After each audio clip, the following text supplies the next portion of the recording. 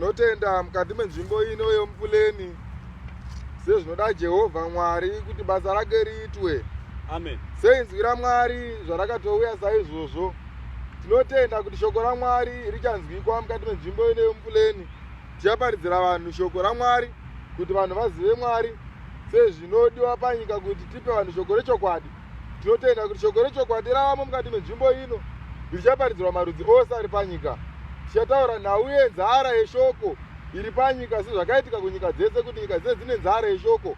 Havana shoko rechokwadi, asi Mwari vakatituma neshoko rechokwadi. Amen. Ratiri kuparidza panapa mukati menzvimbo ino yomupuleni. Yomupuleni ku Cape Town, South Africa. Tinotenda. Ndiko kwatinoparidza tiri. Tisu vanoparidza vari murenje. Shoko redu toriwana kuna profita Amos. Manyai tinzi. Amos 8 chapter. Mavara makuru aripo. Amos inoratidzwa tswanda ine zvibereko. Amos akaoneswa tswanda yanga yakazara nezvibereko naMwari. Amen. Asi tswanda yakanga yazara nezvibereko akanga asiri maguta, asi zvibereko zvaitaurwa manje zvanga zvava zvibereko zveshoko rechokwadi. Amen. Manya tinzi. 11 number mukati choiti. Yoti chi? Tarira. Tarirai. Mazuva anouya. Mazuva anouya. Ndizvo zvinotaura Ishe Jehovha. Ndizvo zvinotaura Ishe Mwari. Achatuma nzara panyika. Achatumwa nzara panyika. Izati nzara yezvokudya. Haisi nzara yechikafu varume. Kana nyota yemvura. Kana nyota yemvura varume. Asi yekunzwa mashoko aJehovha. Asi nzara yekunzwa shoko rechokwadi ratiri kuparidza ipo panapa. Nokuti pakana iri nyika yekwedu kana pari pasi rese vanhu havana shoko rechokwadi, vane nzara yeshoko nokuti vanonyeperwa, vachiprofitwa nhema, vachiparidzirwa nhema, vachiparidzirwa zvemari, vachiudzwa nhau yemaguta, asi maguta pasina. Asi nhau yatiri pano yatotaura yeshoko ranhasi yatoparidza pano ndeyekuti tine shoko rechokwadi rakabva kuna Jehovha Mwari ratoparidzira nyika kuti nyika inzwe shoko. Tswanda yeshoko raJehovha. Chokwadi. Manya tinzi. Rebata 12 namba mukati yoti. Yoti kudii?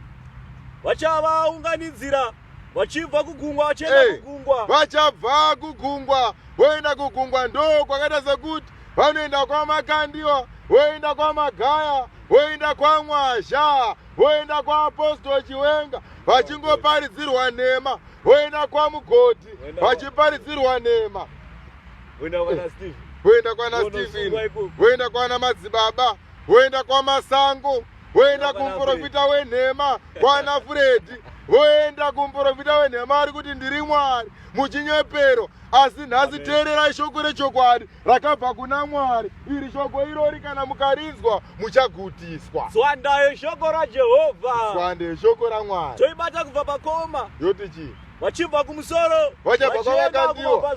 Voenda kwamagaya. Vachamhanya pose pose. Vachamhanya kumativi aya. Vachitsvaga shoko. Vachatsvaga shoko raMwari. Savangari wari.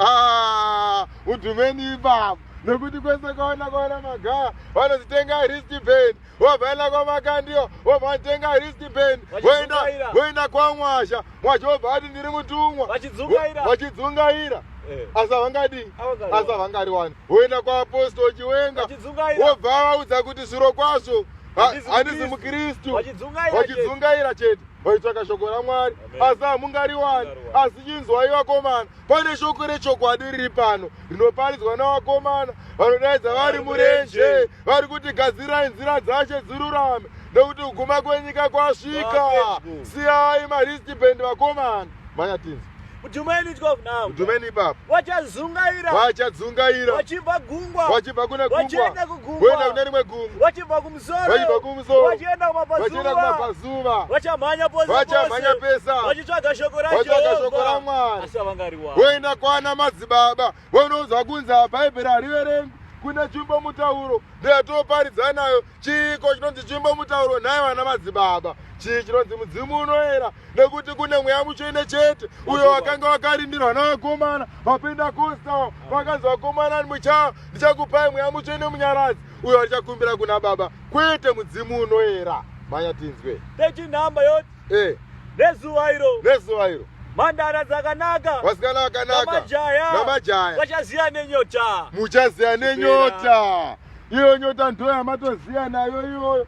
nyote kushaiwa shoko raMwari. Asi vakomana, teererai munzwe shoko rechokwadi rinoparidzwa paJerusarema idzva. Takatumwa neshoko raMwari kuti tiparidze chokwadi. Ndakutaurirai zviro kwazvo hamunoti machechi. Jehovha vakati haazi machechi. Chechi yaMwasha haisi chechi. Chechi yaMagaya haisi chechi. Zayoja haisi chechi. YekwaMakande haisi chechi. YekwaMugodha haisi chechi. Nekuti vakavaka machechi aya nemisoro yamagora. Chechi yaApostoli Chiwenga haisi chechi. Nokuti akabuda pachena iye akati handisi muKristu. Saka imi munoti amen kumunhasiri muKristu, mese muri masatanisti. Saka chinzwai shoko raMwari zvarinotaura mune nzara yeshoko. Chiuyai munzwe shoko rechokwadi ratokuparidzirai. Toti Jehovha unoti gadzirai nzira dzenyu nekuti nguva yasvika. Zviro shoko ratokuparidzirai nekuti kuda kwenyika shoko raJehovha. Amen. Shoko rinobva richiparidzwa pano nevanodana vari murenje vachiti gadzirai nzira dzashe dzirurame. Amen.